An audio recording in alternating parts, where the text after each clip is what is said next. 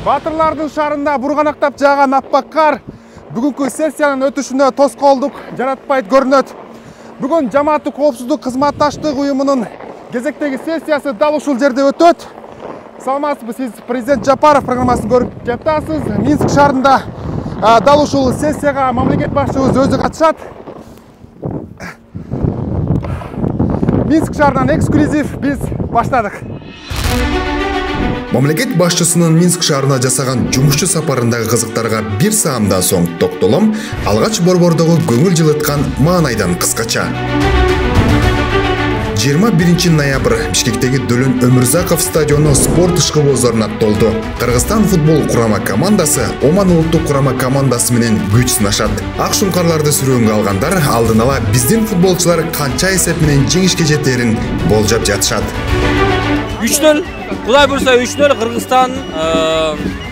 Биз колдогондо келдик, суукка карабай, даярданып алып, бияка төшөк. Ошол, давайте алга. Минимум 3-0га жеңиш керек бүгүн. Минимум. Счет 2-1 болот, Кыргызстан алга.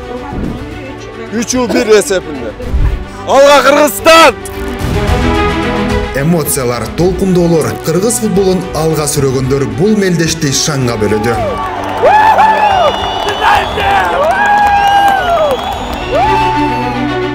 Беттеш дүйнө чемпионаты 2026 тандоо турунун алкагында өттү. Ага өлкө башчыбыз өзү келип көз салып, ак шуңкарларга дем берди. Көрмандар айткандай, эсеп сандары 3-0 же 3-1 эмес, бирок гол.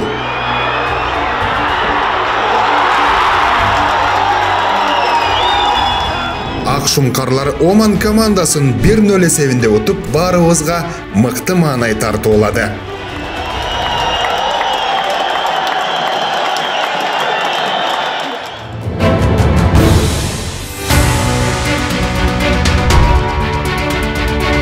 Минск улуттук аэропорту.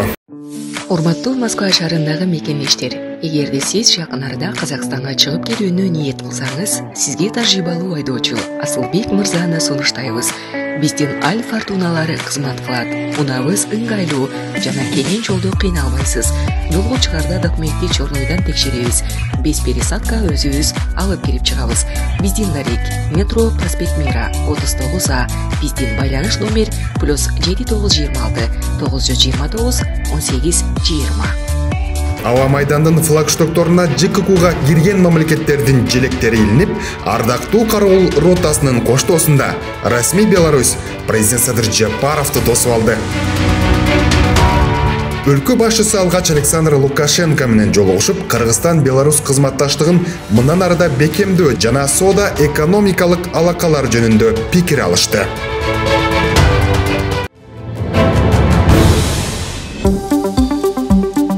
Белоруссиянын эгемендик сарайы имараттын бул залында жамааттык коопсуздук кеңешине мүчө мамлекеттердин лидерлерин тосуп алууга камылга көрүлгөн. Бардыгы жай баракат, журналисттер өз иши менен алек.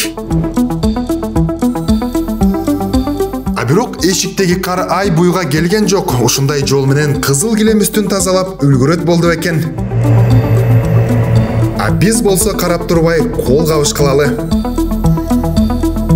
Ова, кардын калың жааганы Лукашенкога да жакты көрүнөт. Привезли нам настоящую форму. Ошентип Садыр Жапаровдун кортежи эгемендик сарайына кирип келди. Президент Кыргызской республики Садыр Тургашоевич Жапаров.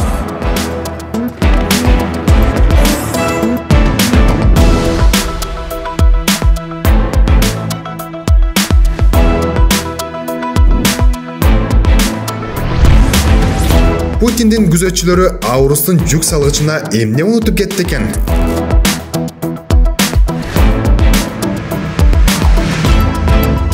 Дүйнөдөгү глобалдык коопсуздуктун минут сайын өзгөрүп жаткан фонунда бүгүнкү жамааттык коопсуздук кызматташтык уюмунун өтүп жаткан сессиясы чоң мааниге ээ десек жаңылышпайбыз. Жана дагы бул уюмдун бүгүнкү кабыл ала турган чечимдери дүйнө назарында экенин айткыбыз келет. Регионалдык коопсуздукту сактоо уюмга мүчө мамлекеттердин өз ара аракеттенүүсүн тереңдетүү ЖККнун башкы максаты. А бирок дүйнөдө болуп жаткан бүгүнкү окуялар, маселелер тез арада чечүүнү талап кылат. Президент Садыр Жапаров лидерлердин тар чөйрөдөгү жолугушуусунда сүйлөп жатып, дүйнөдөгү геосаясий кырдаалга токтолду. С глубоким сопереживанием мы наблюдаем за ситуацией на Ближнем Востоке и гуманитарным кризисом в секторе Газа. Мы призываем стороны принять исчерпывающие меры по недопущению жертв и насилия по отношению к мирному населению, скорейшему прекращению боевых действий и незамедлительному началу переговорного процесса. Выступаем за консолидацию усилий мирового сообщества по мирному урегулированию израильско-палестинского конфликта в соответствии с резолюциями Совета Безопасности и Генеральной Ассамблеи ООН на основе принципа двух государств. Мындан ары мамлекет башчысы Афганистандагы кырдаал боюнча да пикирин билдирди. Кыргызстан Афганистан тынч жана туруктуу болушуна кызыктар. Бул өлкөдөгү кырдаалды жөнгө салуу боюнча бардык көп тараптуу сүйлөшүү процесстерин толугу менен колдоорун президент Садыр Жапаров билдирди. В целях недопущения дальнейшего ухудшения социального и гуманитарного положения в этой стране выступаем за продолжение оказания гуманитарной помощи афганскому народу.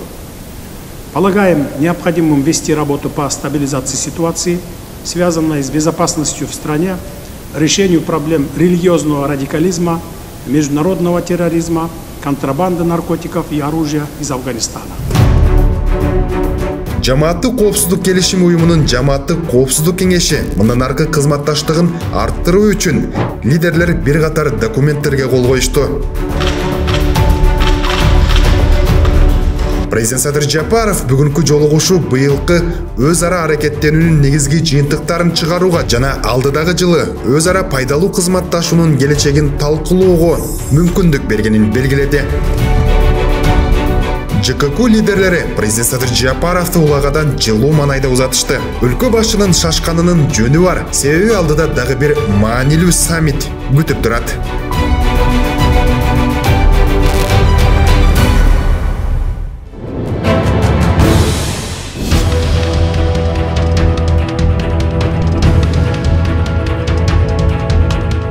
Белоруссиянын Минск шаарында өткөн чөлкөмдөгү коопсуздукту бекемдөөгө арналган сессия жемиштүү жыйынтыкталды десек жаңылбайбыз. Анан дагы Кыргызстандын эл аралык аренадагы экономикалык байланыштары көз жазында калбашы керек. Дал ушул максатта президент Садыр Жапаров Бириккен Улуттар уюмунун Борбор Азия чөлкөмүнүн экономикасына арналган Борбор Азия өлкөлөрүнүн экономикалык кызматташтык саммитине катышуу үчүн Азербайжанга келди. Биз программабызды Баку шаарынан улантабыз. Экрандан алыстабаңыз. Азербайжан президентинин резиденциясы өлкө башчысы иш сапардын алкагында алгач Илхам Алиев менен жолугушуусу мерчемделген. Убакыт күтпөйт, андыктан эки өлкө желеги жанаша тизилип, Садыр Жапаровду улагадан Илхам Алиев тосуп алды.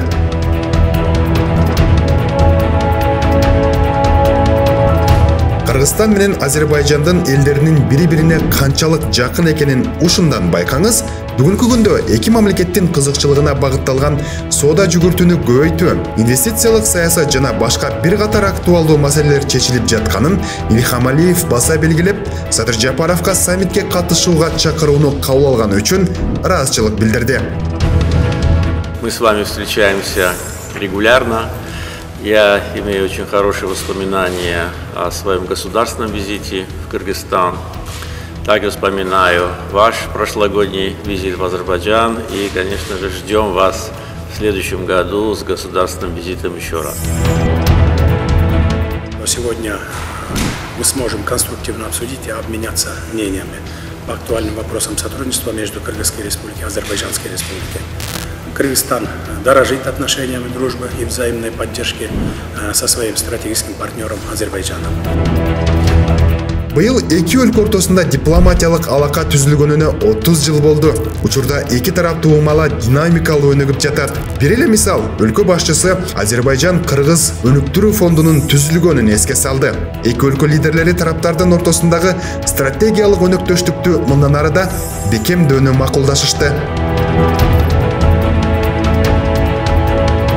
Гейдаралиев атындагы Маданий борбор Бириккен Улуттар уюмунун Борбор Азия экономикалар үчүн атайын программасынын мамлекет башчыларынын саммитине катышуу үчүн келген лидерлерди Илхам Алиев тосуп алды.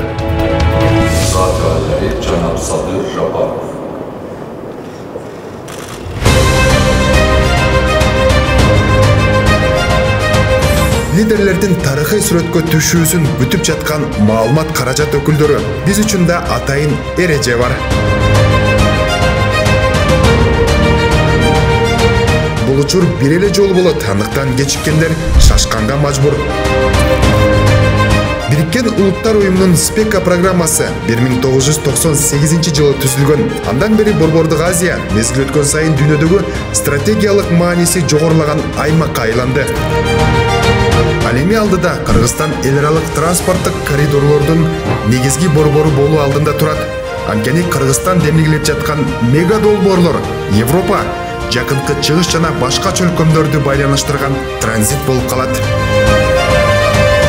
Бул контекстте биздин өлкө региондун башка коңшу өлкөлөр үчүн Кыргызстан, Кытай, Өзбекстан темир жолун куруунун стратегиялык долбоору өзгөчө мааниге ээ.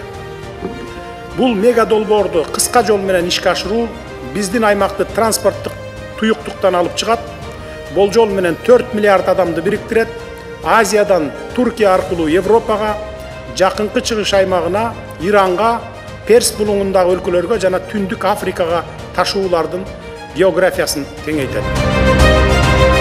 Эл аралык жүк ташуулардын көбөйүшү жана ага түзүлгөн шарттар Кыргыз экономикасынын өсүшүнө да шарт түзөт. Бүгүнкү ушул мына Борбор Азия өлкөлөрүнүн СПЕКА саммити жөнүндө айтып берсеңиз, Кыргызстандын ошондогу ролу, ошол экономикалык кызматташты арттырууда чөлкөмгө кандай таасирин тийгизет? Эң негизгиси СПЕКАнын түзүлүшү, бул Орто Азиядагы экономикалар өнүктүрүү ООНдун программасы. Анын алкагында ушул бүгүнкү өткөн иш-чаранын алкагында эң негизгиси бул трансфонтту түзүү, андан тышкары жанагы транспорт маселелерин цифровизацияга өткөрүү, ошол эң негизги багыттар. Анын алкагында дагы трансфонд түзүлөт. Ошо трансфонд негизи ошо СПЕКАнын секретариатын, андан кийин негизи эң мындай приоритеттүү багыттарды өнүктүрүүгө багытталган фонддордун бири болот. Бул эң негизги максат ошо трансфонд өлкөлөрдүн бардыгы өзүнүн салымын кошкондон кийин тышкы дагы донорлордун салымдарды ошол экономикалык багыттарды өнүктүрүүгө таасир этет. Президент Садыр Жапаров көтөргөн дагы бир маселе климатка байланыштуу. Учурда Борбордук Азия климаттын өзгөрүшүнө катуу душар болууда. Өлкөдөгү кылымдарды карыткан мөңгүлөр жыл сайын эрип жок болуп баратат. Мындай көйгөйлөрдү алдын алууда Кыргызстан суу энергетикалык ресурстарды сарамжалдуу пайдалануу жана энергияны үнөмдөөнү өнүктүрүү боюнча жигердүү иш алып барууда. Климаттын өзгөрүшүнө ыңгайлашуу, суу жана жаратылыш ресурстарын туруктуу пайдалануу глобалдык тенденциялар менен гана эмес, ошондой эле турмуштук зарылчылык менен шартталганын түшүнүп турабыз. Бириккен Улуттар уюмунун башкы катчысы Гутерриш мырза айткандай, жашыл экономика бул келечектин экономикасы.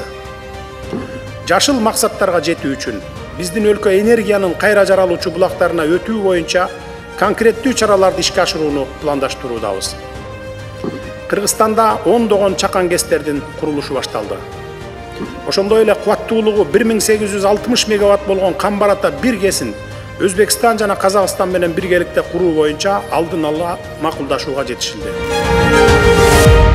Учурда Бириккен Улуттар уюмунун агенттиктеринин эл аралык уюмдардын колдоосу менен глобалдык иш-аракеттер планы иштелип чыкты. Садыр Жапаров бул иш-аракеттердин жүрүшү менен эл аралык коомчулукту Борбордук Азиянын суу ресурстарынын түзүлүү зонасын коргоого чакырды.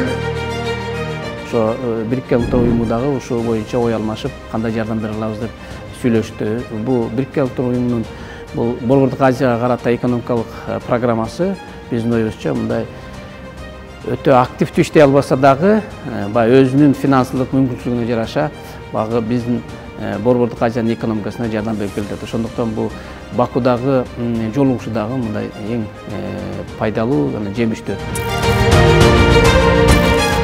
Кечки Баку ошентип Борбор Азия өлкөлөрүнүн лидерлеринин СПК саммити ийгиликтүү жыйынтыкталды.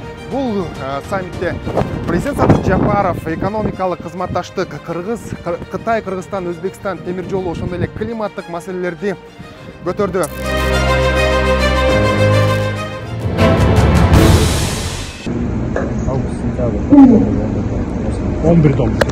26 ноябрь өлкө башчысы Бишкек шаарында мамлекеттик ипотекалык компания аркылуу жарандарга берүү максатында курулуп жаткан көп кабаттуу үйлөрдүн курулушунун жүрүшүн пландан тышкары текшерди. Көп кабаттуу үйлөрдүн 11-и толук бүткөрүлүп, келерки жылдын сентябрында колдонууга тапшырыла турганы маалымдалды. 11 көп кабаттуу үйдүн ар бири 18 кабаттуу. Анда жалпы 986 батир бар.